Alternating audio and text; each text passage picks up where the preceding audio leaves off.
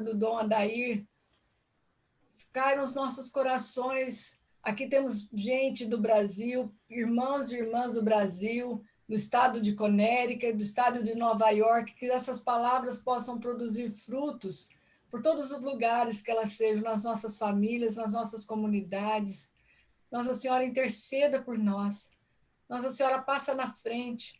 Senhora, que é a rainha de Pentecostes, olhe por cada um de nós, que tudo isso caia no nosso coração e venha nos trazer frutos de santidade. Ave Maria, cheia de graça, o Senhor é convosco. Bendita sois vós entre as mulheres. Bendito é o fruto do vosso ventre, Jesus. Santa Maria, Mãe de Deus, rogai por nós, pecadores, agora e na hora de nossa morte. Amém. Mais uma vez, seja muito bem-vindo, Dom Adair José Guimarães. Muito obrigado. Para quem não me conhece, eu sou bispo de Formosa. Formosa, Goiás, fica a 80 quilômetros do Distrito Federal. Eu já tenho 61 anos, vou completar agora, e já sou padre há 34 anos, bispo há 12 anos. A minha primeira diocese foi Rubiataba e Mozarlândia, no estado de Goiás, onde trabalhei 11 anos como bispo, e agora estou aqui. Certa vez, uma pessoa pediu que a igreja deveria fazer uma imagem do Divino Espírito Santo. E uma freira teria visões do Espírito Santo e pedir ao Papa, na Alta Idade Média, que permitisse uma imagem do Espírito Santo. Mas o Santo Padre, na época, não permitiu. O Espírito Santo não tem uma imagem. Nós representamos o Espírito Santo, às vezes, com a pomba, que foi aquela manifestação do batismo de Jesus, e etc.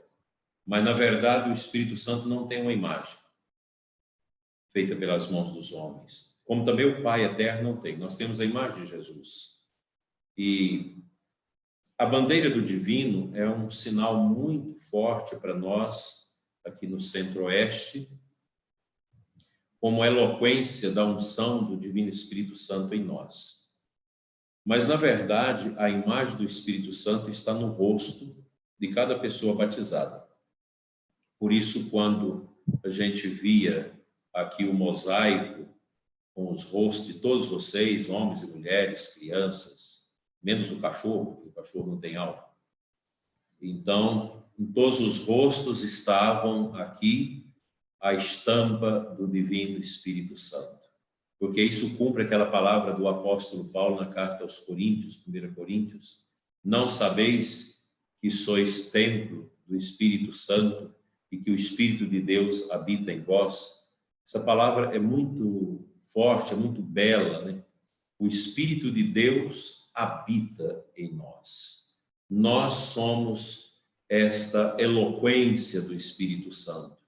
O nosso rosto deve resplandecer esses raios benéficos do Espírito de Deus neste mundo. Por isso, meus irmãos, falar aqui com vocês, rezar aqui com vocês, é uma alegria muito grande. Quero cumprimentar também a Nazaré, aqui de Brasília, que está conosco, e ela que é coordenadora, juntamente com Queiroz, do Encontro de Casais com Cristo, aqui no nosso regional Centro-Oeste. Bem, vocês me passaram uma passagem bíblica da Sagrada Escritura, primeira carta de João Evangelista, capítulo 4, versículo 6.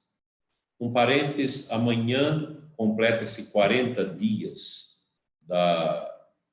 do nascimento de nosso Senhor Jesus Cristo. Por isso, a gente celebra a apresentação do menino Jesus, porque a lei mosaica previa isso. No 40º dia do nascimento, se apresentava o filho no templo.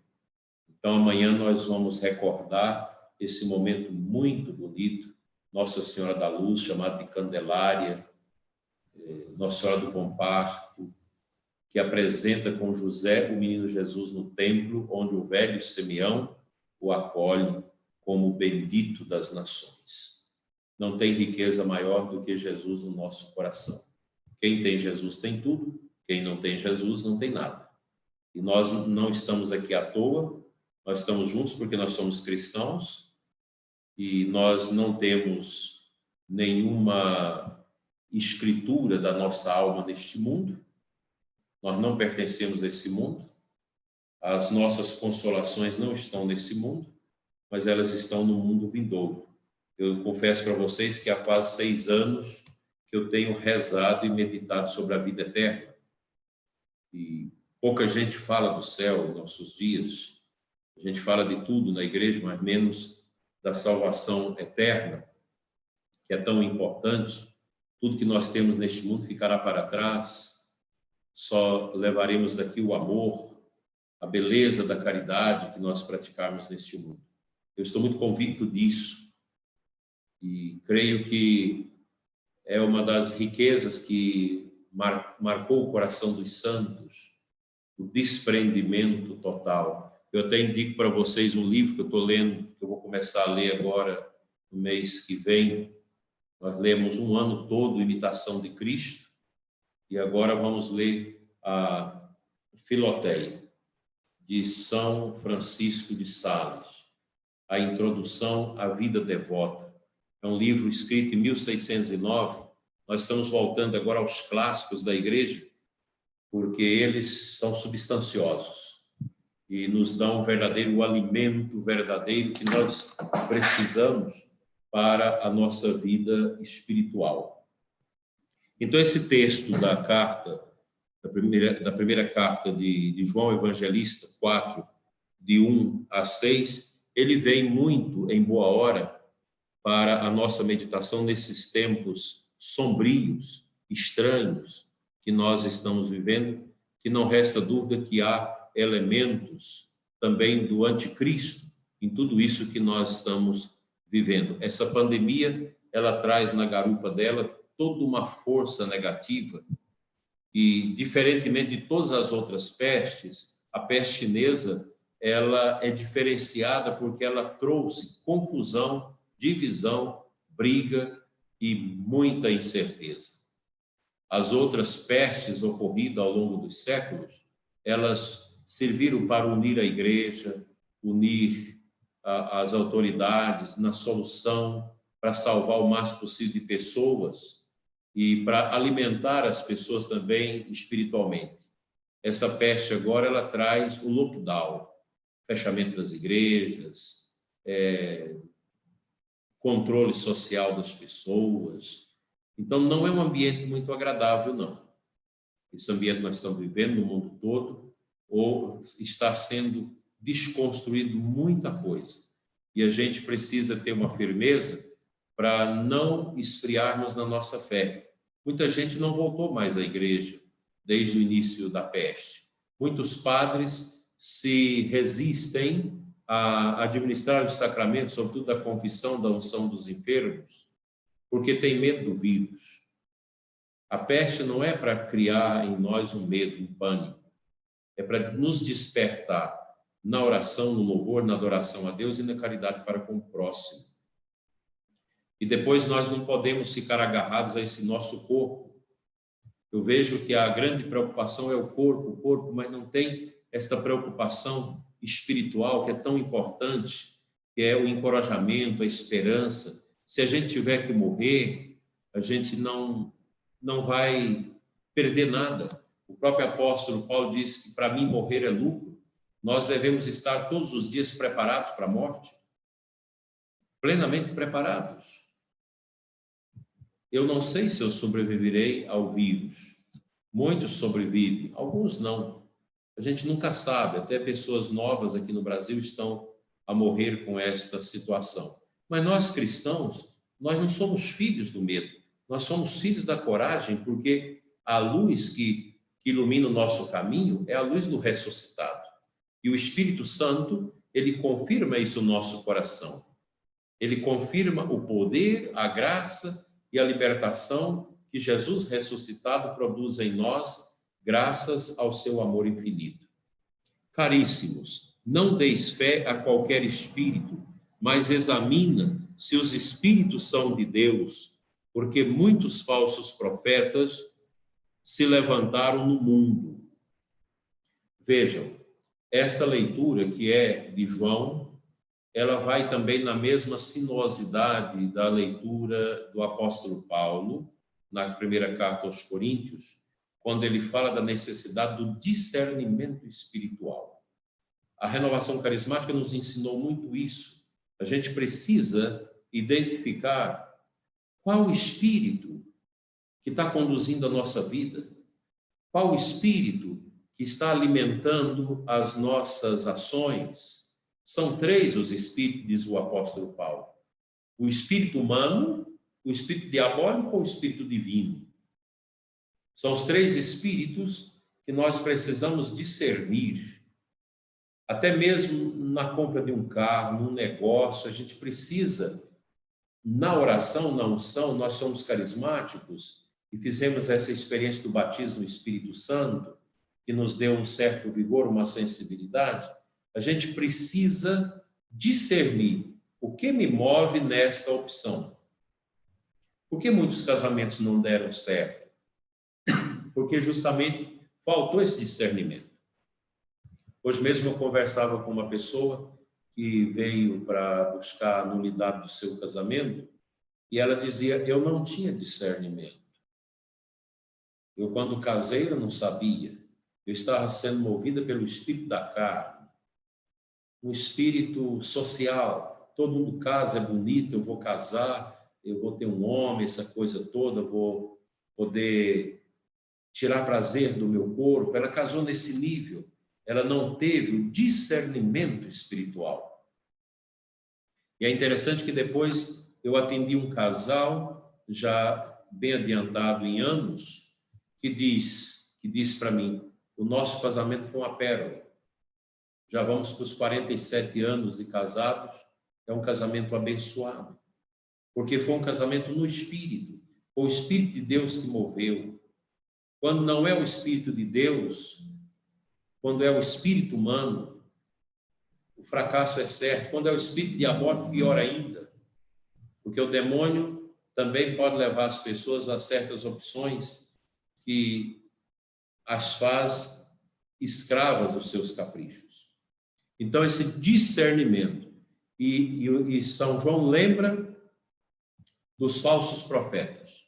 Eu tenho muito medo desse tanto de aparição de Nossa Senhora, de tantas mensagens que rodam na internet e as pessoas perdendo tempo com isso e mandando isso para a gente examinar. Olha, a gente não precisa correr atrás de muita coisa, porque às vezes é uma mensagem bonita que Nossa Senhora está dando para fulano, ciclano, e atrás dessa mensagem bonita pode haver um espírito religioso que usa as coisas de Deus para escravizar as pessoas. Muito cuidado. As aparições que a gente tem como autorizadas pela igreja, Fátima, Lourdes, Salete, então essas aparições que a igreja concretamente aceita, a gente escuta, ajuda. Mas o principal para nós é a palavra, é o catecismo, a Eucaristia, a confissão e o rosário. 3 realidades devem marcar a vida do crente católico: rosário, confessionário e o sacrário. A missa e a adoração fora da missa. Nisto se recebe o Espírito de Deus. Todo espírito que proclama que Jesus Cristo se encarnou é de Deus. Todo espírito que não proclama Jesus, esse não é de Deus, mas é o espírito do anticristo, de cuja vinda tendes ouvido e já está agora no mundo. Olha, é muito interessante porque o demônio não dá conta de dizer Jesus é o Senhor. Jesus the Lord. O demônio não dá conta de dizer isso. Quando a gente vai fazer o exorcismo, eu sempre, para testar se é o diabo que está ali, eu digo: responda, Jesus é o Senhor. Se é o demônio, ele não responde, ele não dá conta. Porque é um nome poderoso. O nome Yeshua, em hebraico, Jesus, quer dizer Deus salva. Esse nome é poderoso. E é no nome de Jesus e no sangue de Jesus que nós exorcizamos e mandamos embora o demônio. Então, o espírito que não proclama que Jesus se encarnou não é de Deus. O anticristo é aquele que quer destruir a obra de Cristo. E eu pergunto para vocês sabem o que é a obra de Cristo, gente? A obra de Cristo somos nós, que fomos resgatados pelo Senhor Jesus. No mundo, na natureza, o mais importante é a pessoa humana, que foi o último elemento, a última coisa a ser criada, por assim dizer, por Deus. Depois que tudo estava pronto, Deus fez o homem e fez a mulher. E fez a sua imagem e a sua semelhança. Nós somos imagem e semelhança de Deus. A imagem você não perde. A semelhança, sim. Nós podemos perder a semelhança, porque a semelhança é a nossa santidade. Um filho pode parecer muito com a mãe, com o pai, pode ser a imagem do pai. Mas o pai pode ser um homem santo e o filho se tornar um traficante. Então, o filho não perdeu a imagem, mas perdeu a semelhança, porque o pai era honesto e ele optou pelo caminho da desonestidade. É importante pensar nessas realidades. O ser humano é a obra de Cristo. Jesus não veio nesse mundo para libertar a ecologia, nada disso. Para libertar os animais, não. Jesus veio para libertar o homem do pecado. Nós estávamos destinados à perdição eterna. Estávamos destinados à condenação perpétua por causa do pecado da humanidade. E Jesus veio para nos redimir, para nos libertar, para nos salvar, para nos dar a vida nova. Por isso que o anticristo, ele atenta feroz e terrivelmente contra a obra de Cristo, que somos nós, templos do Espírito Santo. Nós somos templos do Espírito Santo. E a vitória do anticristo está em derrotar o ser humano no caminho de Deus. Nós vivemos agora essa realidade concreta da nova ordem mundial. Há 30 anos atrás, a gente pregava muito sobre isso, sobre a nova era, New Age. A gente achava que aquilo era algo que nem chegaria, isso era uma coisa mais criada pelo espírito humano. Nova era está aí. Se vocês quiserem assistir um vídeo que retrata a cerimônia, por assim dizer, de início da nova ordem mundial, vocês vão lá no YouTube e acessem lá. Inauguração do túnel de San Gotardo. É o maior túnel que se tem na Suíça. Isso parece que foi em 2016. Foi inaugurado esse túnel. Vocês vão ver lá que teve uma bênção lá de um pastor, de um rabino, de um padre, uma coisa bem insignificativa.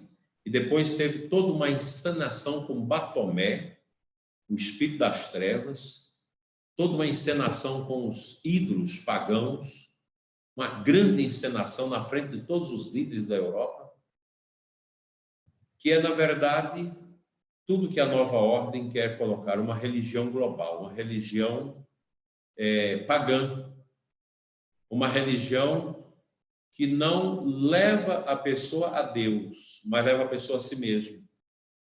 A nova ordem mundial, ela sabe que não pode tirar a religião das pessoas, ela quer criar a religião global. E ela quer realizar esse reset. Ou seja, tudo que nós produzimos de cultura, sobretudo no Ocidente, não vale nada. A gente precisa resetar isso e implantar uma nova ordem que está fora dos padrões do cristianismo e do judaísmo, porque não se fala mais em família, não se fala mais em fé, não se fala mais em liberdade, não se fala mais em direito à propriedade privada. A nova ordem é um sistema global de controle que vai conduzir a humanidade para um governo mundial, essa coisa que já vem sendo pensada há mais de 100 anos. E isso agora está muito visível com a questão do vírus, e eles dizem, tem muita gente que até suspeita a respeito da origem desse vírus, e a pandemia ela serviu para alicerçar a realidade tremenda da nova ordem mundial, o controle, etc. Nós estamos aqui falando numa plataforma do Zoom, que é chinesa. Eu não duvido que eles tenham condição de saber tudo que nós estamos conversando, porque é um sistema de controle. A China hoje é uma das ditaduras mais duras que o mundo possui. É uma ditadura tremenda que controla totalmente as pessoas. São 700 milhões de câmeras que controlam as pessoas pelo rosto. Naquela multidão toda, em questão de frações de segundo, eles têm noção de quem está na rua, a temperatura que a pessoa tem, onde ela foi, vai registrando tudo. É o controle. Isso é uma atitude do anticristo. O anticristo, ele tira a liberdade das pessoas e as levam à escravidão. Não tem escravidão mais triste do que uma possessão diabólica. Um possesso é alguém que a sua mente passou a ser controlada totalmente pelo espírito das trevas. É horrível. O demônio passa a governar a mente da pessoa. Claro que a possessão é uma coisa mais rara, muito rara de acontecer, e depende muito da entrega que a pessoa faz ao demônio, da idolatria que a pessoa pratica, adorando o demônio, cedendo a sua vida, a sua alma aos ditames do próprio Satanás. Vós, filhinhos, sois de Deus. Olha que coisa linda. Nós somos de Deus. Elishabat, Elizabeth. Deus, meu repouso. Eu estou no repouso de Deus. Nós pertencemos a Deus. Nós estamos na casa de Deus. Essa sensação de ser de Deus, ela é fantástica. E os cristãos, por se alegrarem por serem de Deus, eles nunca tiveram receio de doar a própria vida em martírio. E não é de se duvidar que nós estejamos caminhando para uma realidade também de martírios, de perseguição à fé. A gente já percebe isso, os pagãos, esse grupo de mulheres chamado vadias, feministas, coitadas, são pessoas tão pobres que se desnudam na rua, que entram nas igrejas desnudadas, sobem nos nossos altares, faz necessidades fisiológicas em cima dos altares, às vezes na frente dos bispos, dos padres.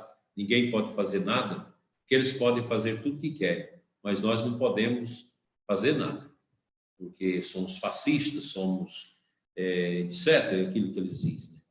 São os intifadas, que aí nos Estados Unidos tem muito desse tipo de gente já, porque é impressionante como a América foi sendo visitada e povoada por esses tipos de pessoas que participam desta desconstrução da cultura cristã, dos valores cristãos, para impingir, para impor na sociedade um novo modo de viver, um novo modo de ser, totalmente adverso desse que nós vivemos. São pessoas que gritam pela independência de Deus.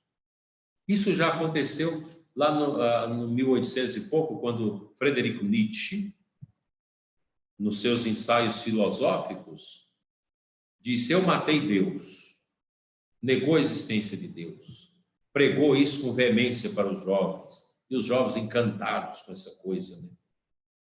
A morte de Deus. Ele pregou a morte de Deus e falava que até 1950 já não tinha mais ninguém que acreditasse em Deus no mundo. E ele diz: eu matei Deus. Quando Nietzsche morreu, um jovem aí em Nova York, onde vocês moram, foi num desses viadutos e com spray escreveu: Deus avisa, : Nietzsche morreu.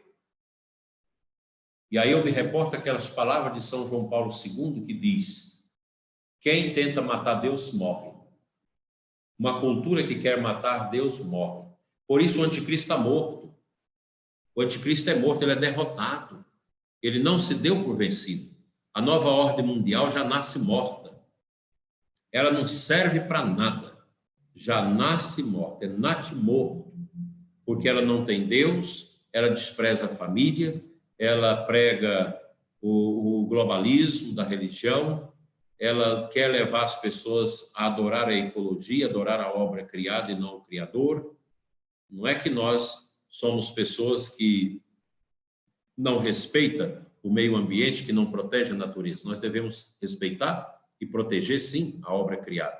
Mas nós devemos saber que a natureza, como dizia Santo Tomás de Aquino, ela deve servir para nós como a primeira via, como o primeiro caminho que nos ajuda a conhecer a Deus. Nas 5 vias que Santo Tomás faz da prova da existência de Deus, a primeira via é da nossa ascendência a partir das criaturas, da realidade que existe, da beleza da natureza, contemplar o rosto do Criador. E por aí ele vai, da consciência e outras coisas como caminhos para o conhecimento da existência de Deus. Vós, filhinhos, sois de Deus e os vencestes. Nós vencemos os avatares, os espíritos, os anticristos que querem sucumbir à felicidade humana, tão bem descrita no 3º século antes de Cristo, como eudemonia pelo Aristóteles, que depois é retomada por Santo Tomás no século 13. Esta felicidade a qual nós fomos chamados, ela não pode ser destruída pelos anticristos. Por isso, nós que somos de Deus, nós vencemos, porque o que está em vós é maior do que aquele que está no mundo. Gente, o que o mundo tem para preencher o coração humano? Nada.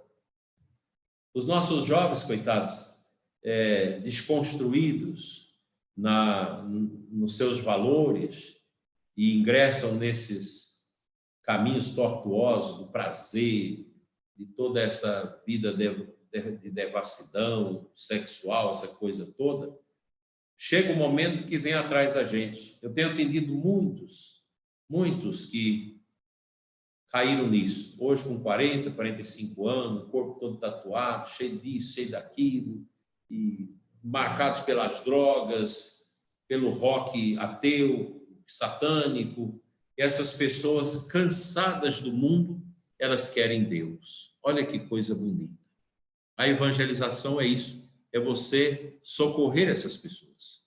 Já um prognóstico, inclusive aí dos Estados Unidos, de alguns psiquiatras e estudiosos do comportamento humano, que nós vamos ter na década de 50, na próxima década de 50, a sociedade dos imprestáveis. São as pessoas que acabaram com suas vidas nas drogas e na pornografia, que tiveram as suas mentes destruídas e que não tem mais sentido para a vida. Essas pessoas, se não suicidarem, elas serão como zumbis. É um pouco o retrato da Cracolândia de São Paulo. São pessoas que se rebaixaram, perderam totalmente a sua dignidade humana, por causa do pecado, por causa do anticristo. O anticristo faz isso, o mundo faz isso. Por isso nós temos que ser profundos na evangelização, evangelizar os nossos filhos, evangelizar as pessoas com propriedade, para que elas não caiam nesse vazio, nesse abismo que tanta gente está entrando nele e sofrendo tanto, gente. É muito sofrimento. Eles são do mundo, os anticristos, os influenciadores. Eles são do mundo. É por isso que falam segundo o mundo. E o mundo os ouve. Aqui no Brasil é uma coisa esquisita. Você não pode mais falar contra o pecado. Você prega contra o pecado, vem as perseguições, as pessoas te malhando nas redes sociais. Eu não posso escrever nada nas redes sociais, porque a perseguição é grande. Você não pode falar do pecado, que entra um gaiato lá, mas não é isso, tem que pensar na pessoa, a pessoa tem direito de se sentir bem, essas coisas todas. Olha, não é fácil. A gente não pode falar aquilo que a gente crê e que a gente pensa mais. Os padres que pregam a verdade são escamoteados. Hoje mesmo vi ali um padre ser arrebentado nas redes sociais por um grupo, desses grupos desconstruídos aí, por causa de um tema aí da campanha da fraternidade. Horrível. Quantos padres, às vezes, têm que sair fora do Brasil porque pregaram contra as coisas e imoralidades? Porque você não pode falar mais isso? É os direitos que as pessoas têm. Então, o sacerdote não tem direito de púlpito, de no púlpito da igreja pregar as verdades eternas, falar sobre o pecado. Então, ele tem que ficar esperando. Quando essas pessoas se arrebentam, aquelas que não suicidam, que não se tornam esquizofrênicas, fora do controle mental, elas às vezes acabam se angustiando e aí vêm em busca de alguma coisa para aliviar. É onde nós entramos com a evangelização. Aí o senhorio de Jesus, a força do Espírito Santo, restaura e renova as vidas. Tem acontecido muitas conversões bonitas. Eu tenho acompanhado vários homossexuais, por exemplo, homens e mulheres, que depois de tanto tempo no pecado, agora se sente no desejo de ter Deus no coração.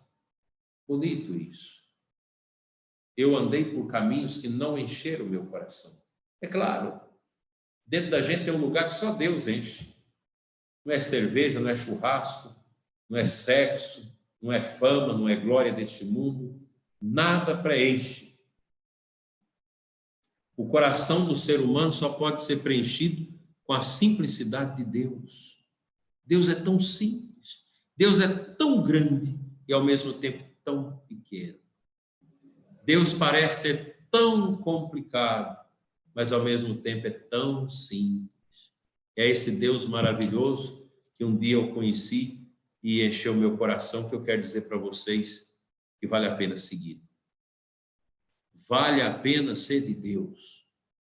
Vale a pena te vencer a solidão, vencer os caprichos do mundo, vencer as angústias, vencer as tristezas do dia a dia, nesse vale de lágrimas, e esperar o dia que o Senhor vai vir nos buscar deste mundo. Nós, porém, somos de Deus. Quem conhece a Deus, ouve-nos. Quem não é de Deus, não nos ouve.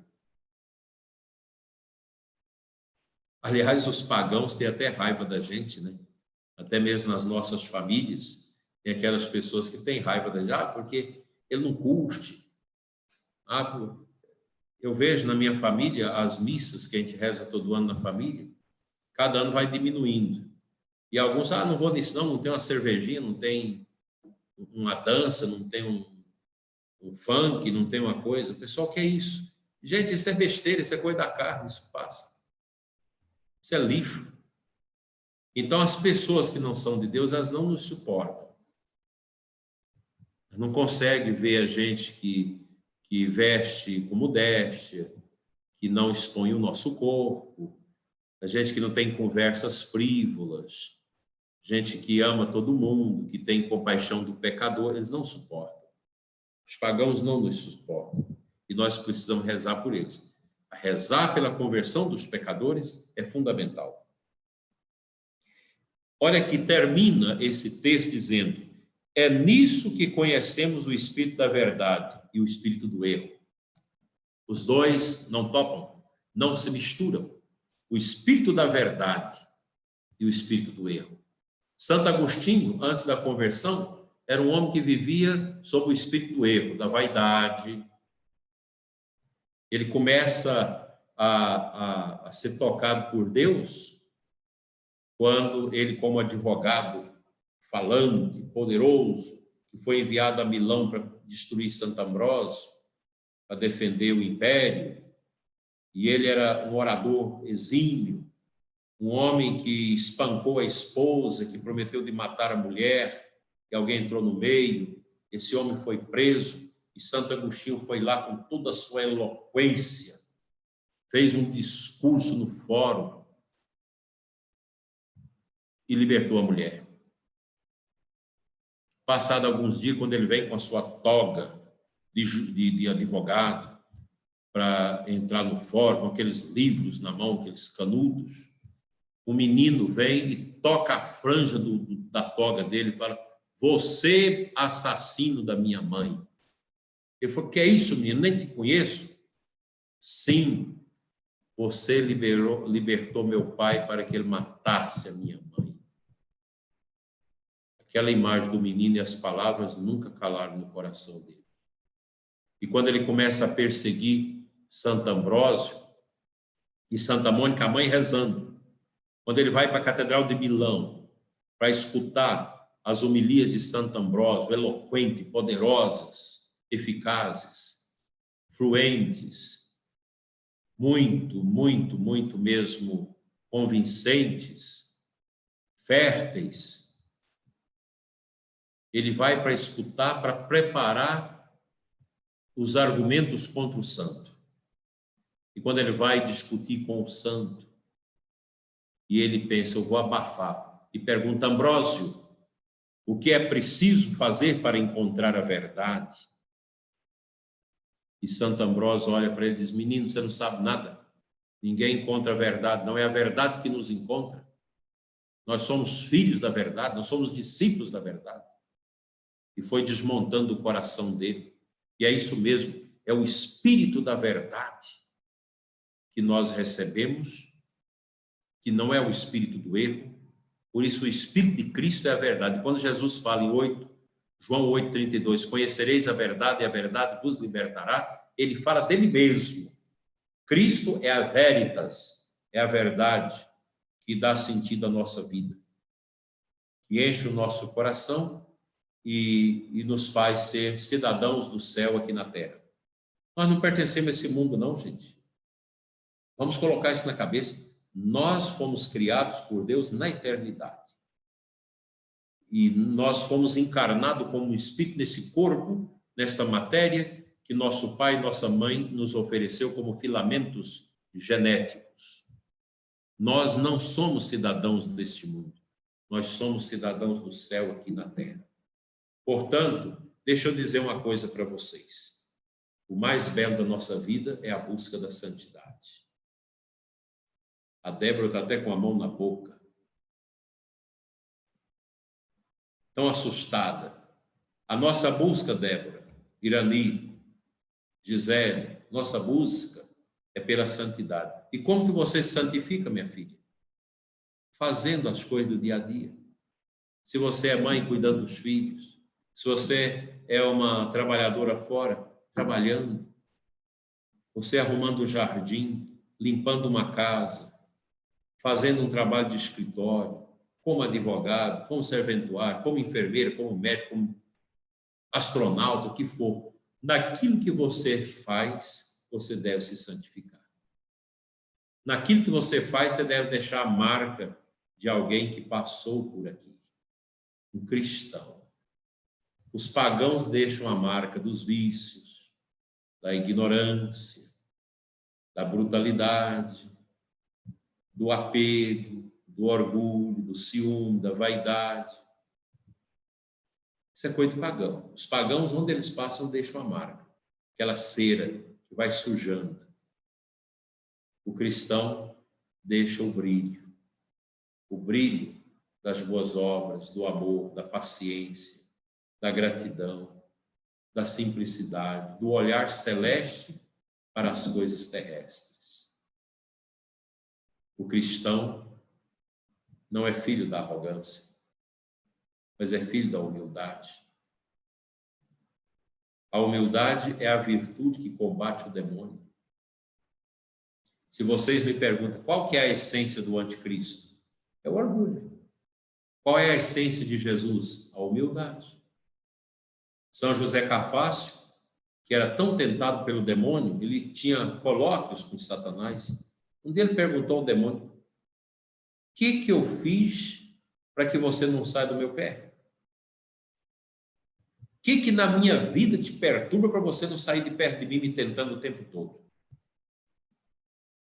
O diabo disse: não é o seu jejum. É um santo que jejuar, porque eu nunca como. Não é as suas vigílias, a noite toda de joelho diante do Santíssimo, porque eu nunca durmo. Não é a sua fé, porque eu creio em Deus, eu vejo Deus. E o santo pergunta: então, o que na minha vida te perturba? Ele diz: a sua humildade. A humildade dos cristãos esmaga o coração dos pagãos. Quando Nero César ia para o circo máximo de Roma, naquelas tardes terríveis, todo dia tinha o circo máximo, e tinha o dia que era das autoridades do imperador, para assistir às feras comer os prisioneiros e os cristãos, para assistir aqueles touros que matavam os cristãos, para assistir àqueles rituais de queima dos cristãos, em que amarrava os cristãos num pau todos juntos e botava fogo e ia queimando. Os pagãos, os inimigos de guerra, morriam gritando, esbravejando, xingando, invocando seus deuses malignos contra o imperador. E os cristãos, quando eram trucidados, eles morriam cantando salmos. Começava ali 30 cristãos para serem queimados, tudo ao mesmo tempo. Começava aqueles cantos de salmos lindos. Os salmos iam diminuindo até a última voz que cessava. Aí o imperador César está num filme muito antigo chamado Quo Vadis. É um filme antigo, de 50 anos atrás. No filme Quo Vadis, que tem aí no YouTube, César fala: mas por que eles não choram? Por que eles não gritam? Quem é essa gente? Porque a humildade dos cristãos instiga angústia no coração dos pagãos. Os pagãos que nos criticam, que abusa de uma jovem da igreja que anda na modéstia, com a sua saia bonita, com a sua roupa que lhe expõe a feminilidade, não a sensualidade. Os pagãos que criticam, no fundo, tem algo que diz para eles: você está errado, ela está certa. Mas o orgulho do pagão é difícil de fazer retroceder essa atitude. Por isso que os cristãos evangelizam muito mais pelo testemunho do que pelas palavras. Que Deus nos livre do anticristo e que nós tenhamos a graça de morrermos cristãos sem renegar a nossa fé, servindo o próximo, praticando a caridade, a esperança e sendo alegres, porque ser cristão é bonito. Quando a gente está numa missa ungida, no grupo de oração, que a gente sai da igreja, a gente fica na praça da igreja conversando sem vontade de ir embora, porque os cristãos têm um grande amor no coração. É lindo isso, é extraordinário. Que Deus nos ajude a manter a alegria cristã. Se vocês quiserem ler um livro sobre a alegria cristã, entra lá no site do Vaticano. João Paulo II escreveu uma carta sobre a alegria cristã, a beleza de ser cristão. No meio dessa selva de pagãos, de pessoas tão estranhas, a gente olha nos aeroportos, quantos comportamentos estranhos, quantas pessoas que precisam de oração. Vocês, meninas jovens, tão bonitas, não desanimem não, vocês estão no caminho certo, imitando Nossa Senhora, vivendo a pureza de vocês, vivendo como mulher de Deus nesse mundo. Vocês homens, vocês jovens, desanimem não. É tão bonito ser homem de Deus. honesto nos negócios, bom pai, firme, boa mãe, firme com seus filhos, pais que não são carentes, que educam seus filhos para a dureza da vida, pais que amam os filhos, mas que não têm necessidade do amor deles, porque não têm carência. Isso é servir ao Espírito de Deus, e não ao anticristo, que está produzindo mães e pais frágeis, incapazes de criar os seus filhos com caráter e com fortaleza. Que a Virgem Maria, a Senhora que apresenta Jesus no templo, nos apresente a Cristo nesta noite, e que nós sejamos as almas mais felizes neste mundo, mesmo carregando a cruz de cada dia, mas felizes, porque um dia a nossa alma voltará de onde veio, o seio e o coração da eterna Trindade. Amém. Glória ao Pai, ao Filho e ao Espírito Santo, como era no princípio, agora e sempre. Amém. Amém. Estelinha vai cantar uma música para nós, Estelinha?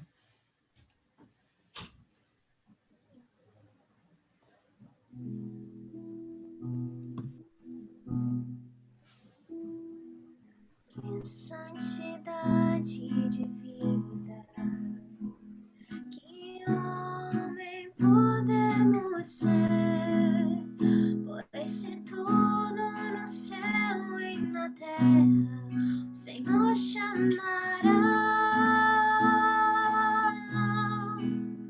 Que respeito para com Deus, que luta devemos travar, novo céu e na nova terra iremos morar.